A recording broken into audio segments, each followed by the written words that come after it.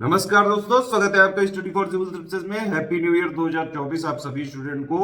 और मजाक मजाक में आयोग ने 1 जनवरी को ही बम फोड़ दिया है। पीसीएस 2024 की नोटिफिकेशन आ चुका है, 220 वैकेंसी आ चुकी हैं।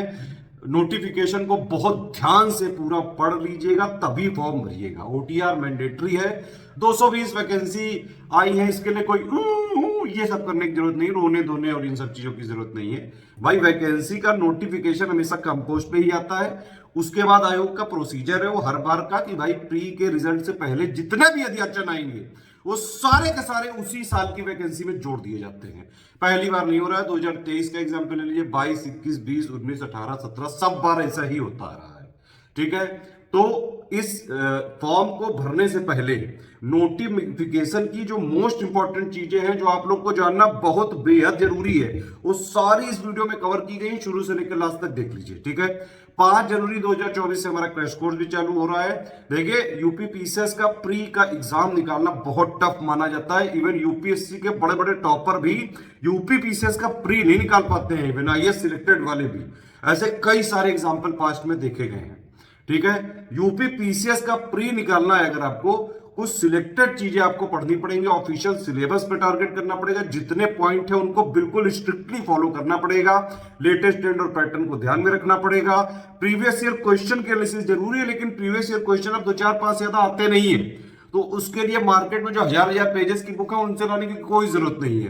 पीवाईक्यू कंपाइलेशन भी यूपी पीसीएस के लिए जितना स्टडी फॉर सिविल सर्विसेज देगा सिर्फ उतना 844 का selection material plus paid quiz और स्टडी फॉर सिविल सर्विसेज की टेस्ट सीरीज, ये बिल्कुल official syllabus latest and pattern के हिसाब से कंप्लीटली रिवाइज और अपडेटेड है सब कुछ।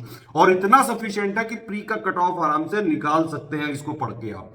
देखिए, प्री का पेपर में 200 नंबर होता है, 150 क्वेश्चन आते हैं, और जो कट ऑफ बनता है लगभग नेट में अगर आपके 90 के आसपास बन जाए तो आपका कट ऑफ क्लियर होने के चांसेस रहते हैं हर बार, अभी लेटेस्ट के हिसाब से।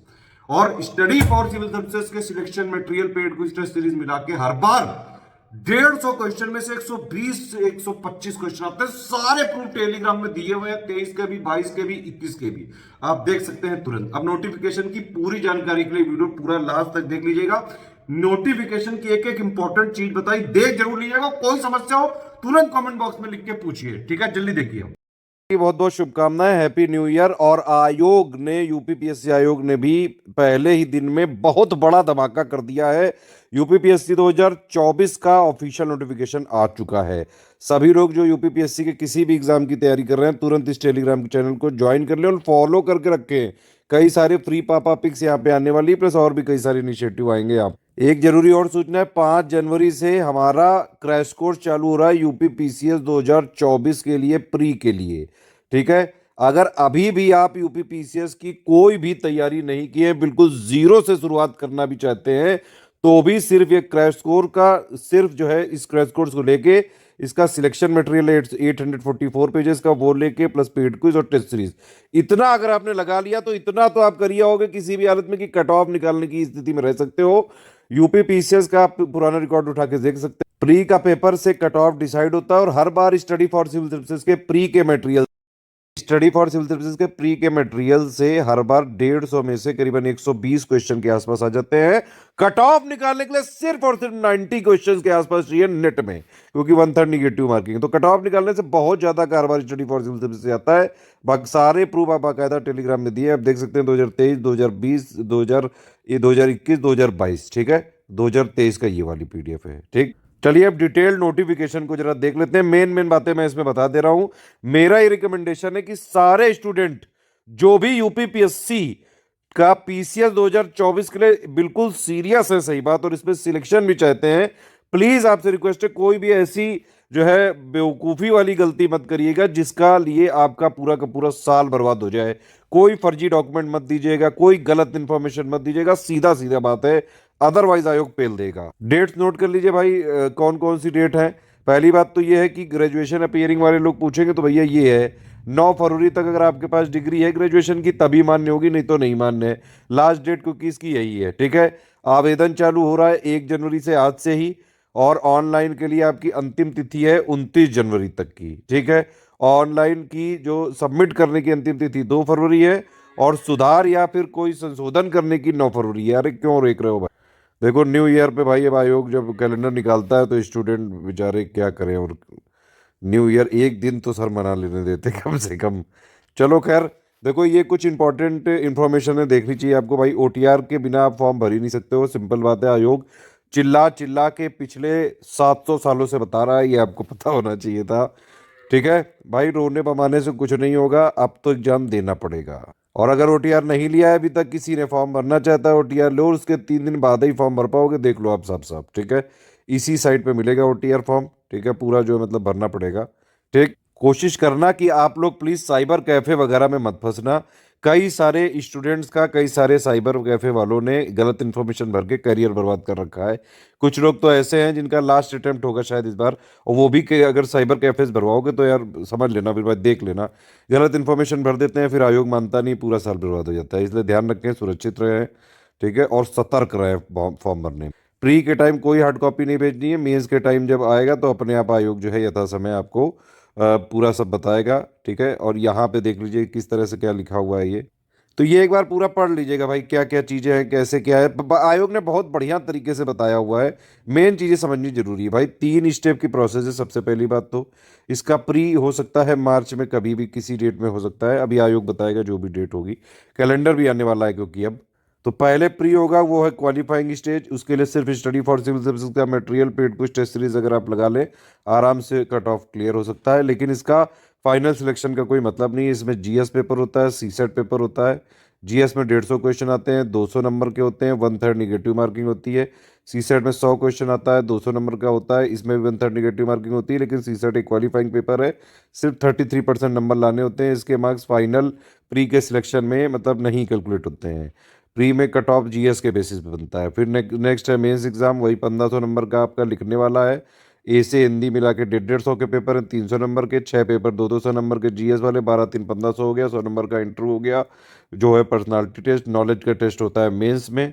ठीक है, तो मेंस प्लस इंटरव्यू 1600 में से फाइनल रैंकिंग मिलेगी। ठीक, फॉर्म वगैरह अपना यहाँ पे देख के भर लीजिएगा। कोई समस्या हो तुरंत वीडियो में कमेंट करके बताइएगा। कोई भी आपको समस्या लगे कि भाई फॉर्म वगैरह भरने में कुछ भी दिक्कत, तुरंत आप बताइएगा यहाँ पे वीडियो में कमेंट करके। ठीक है, बाकी फीस वीस तो वैसे भी कम ही लगती है यहाँ पे। अच्छा, रिक्तियों की संख्या देखिए, रिक्तियों की संख्या 2024 में 220 है, लेकिन इसके लिए करने की जरूरत नहीं है भाई। हर बार वैकेंसी जो स्टार्टिंग में नोटिफिकेशन में आती है वो कम ही आती है, बाद में बढ़ जाती है। ठीक है, तो जबरदस्ती ई ऊ करने की जरूरत नहीं है। पिछली बार भी 173 आई थी, और फाइनली जो है 254 पे फाइनल सिलेक्शन हो रहे हैं 2023 वाले में। और आप देख सकते हैं ये 2016 में नोटिफिकेशन के टाइम 531 हुई थी, 633 आई थी फाइनली। ठीक है, फिर ये इसी तरह से मतलब बढ़ती रही। 2020 में तो 200 आई थी, 487 हो गई थी, तो डबल से भी ज्यादा हो सकती हैं। ठीक है, 2024 जो है इलेक्शन ईयर है, ध्यान रखिए ये 2000, तो मतलब अच्छी संभावना है कि इसमें बढ़ सकती हैं। और वैसे भी 400 के आसपास तो बढ़ने की उम्मीद भी है।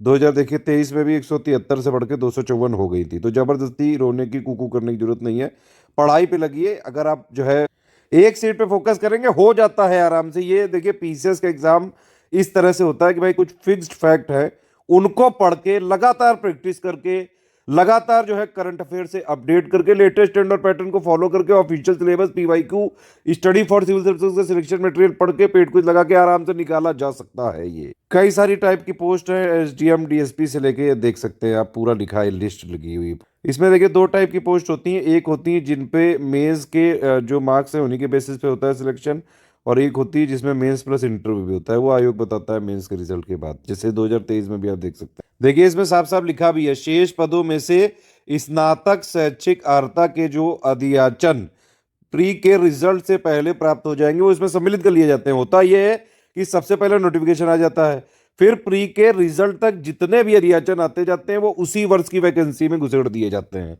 ठीक है, तो 220 आई जरूर है, लेकिन 220 से ज्यादा हो जाएंगी। एक अनुमान है कि 400 के आसपास हो सकते हैं पोस्ट, तो अच्छी खासी वैकेंसी है ये।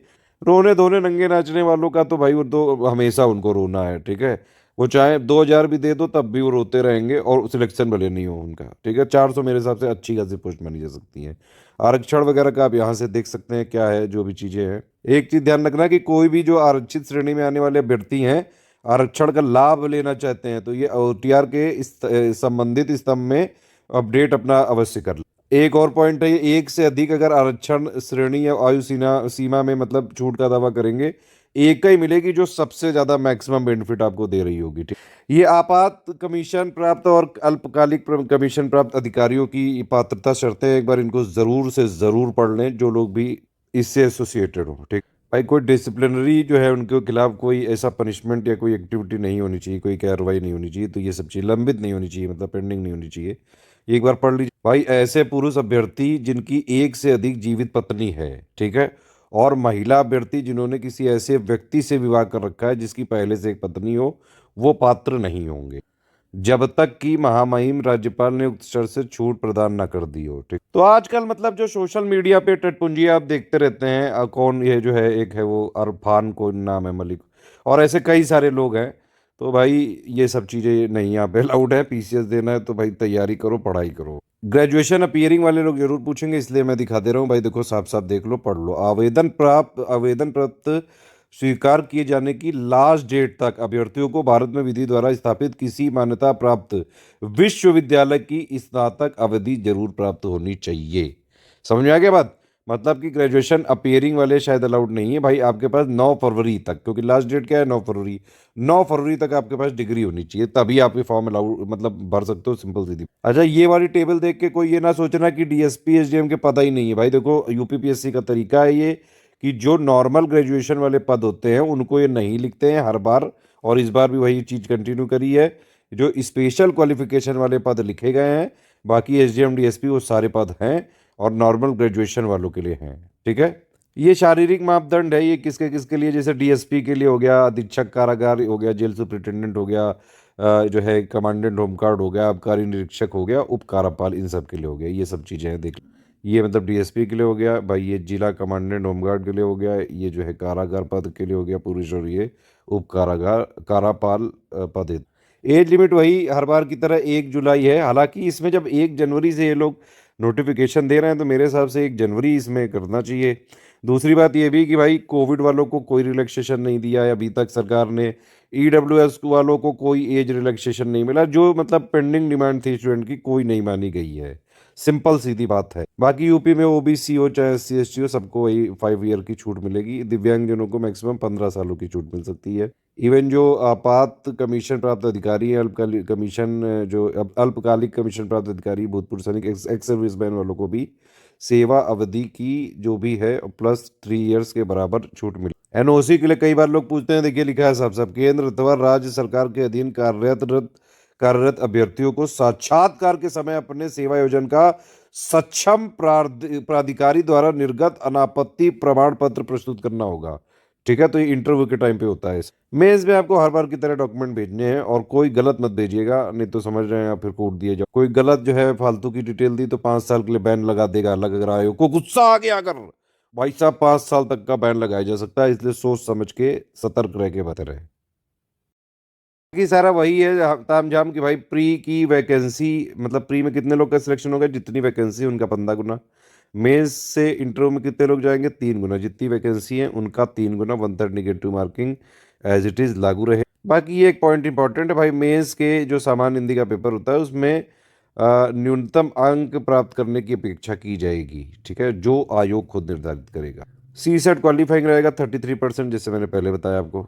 देखो फिर से यहाँ पे लास्ट में आयोग ने लिखा है, यदि किसी अभ्यर्थी द्वारा कोई प्रमाण पत्र फर्जी अथवा कुट रचित सबमिट किया गया तो भैया ये देख लो, ये भाई कड़ी कार्रवाई करेंगे, कूट देंगे सीधा सीधा। सिंपल मतलब ये करियर को कूट देंगे। एक देखिए सबसे इंपॉर्टेंट बात लिखी है आयोग ने यहाँ पे, यदि किसी भी स्टूडेंट को ऑनलाइन आवेदन करने में कोई भी कठिनाई हो रही है, आयोग के मेल बॉक्स में अपनी कठिनाई समस्या का हल प्राप्त कर सकते हैं। मतलब आयोग की वेबसाइट पे जाएंगे, वहाँ कॉन्टैक्ट अस का कॉलम है, वहाँ पे आप उनको हेडक्वार्टर में मेल कर दीजिए, जो जो मेल लिखी है हर सेंटर में मेल कर दीजिए, तो आपका यहाँ पे प्रॉब्लम सॉल्व कर दी जाएगी।